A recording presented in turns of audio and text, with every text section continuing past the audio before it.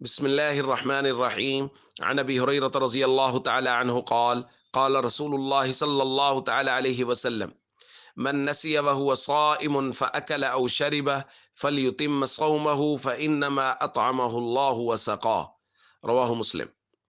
نبی کریم صلی اللہ علیہ وسلم نے ارشاد فرمایا، جو شخص روزے کی حالت میں بھول گیا اور کھا لیا یا پی لیا تو وہ اپنا روزہ پورا کرے، کیونکہ اس کو اللہ نے کھلایا اور پلایا ہے۔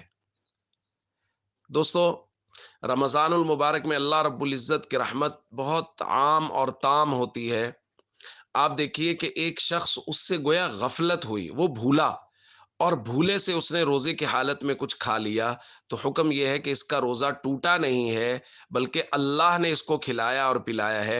حضور نے فرمایا یہ اپنا روزہ مکمل کرے، اس کو ویسے ہی ثواب ملے گا جیسے عام طور پہ روزہ مکمل کرنے والے شخص کو ثواب ملتا ہے۔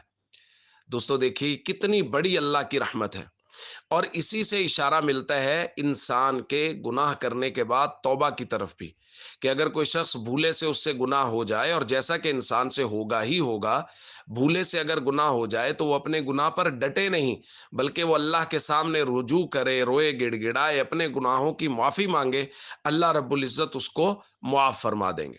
بس وہ شخص جو ڈٹ جائے اور وہ اپنے گناہ کی معافی ہی نہ مانگے، نماز میں سستی ہو رہی ہے لیکن یہ ڈٹا ہوا ہے، کوئی اور گناہ ہوا ہے یہ ڈٹا ہوا ہے، توبہ ہی نہیں کر رہا، تو ڈٹا ہونے کا مطلب یہ ہے کہ شیطان جو ہے وہ اس کو توبہ کی طرف آنے ہی نہیں دے رہا۔